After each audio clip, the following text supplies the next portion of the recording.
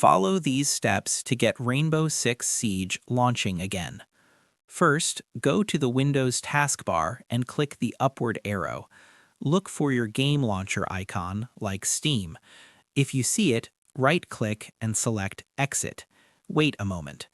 Next, open Windows Search, type Device Manager, and open it. Find Display Adapters, click to expand, then right-click your graphics card and select Update Driver.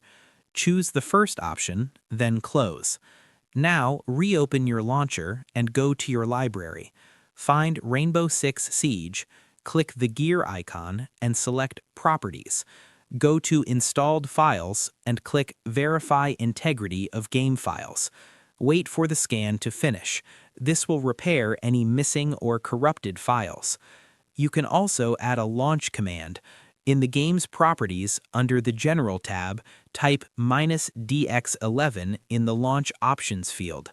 Finally, restart your computer before testing the game again. If these steps helped, consider subscribing for more guides.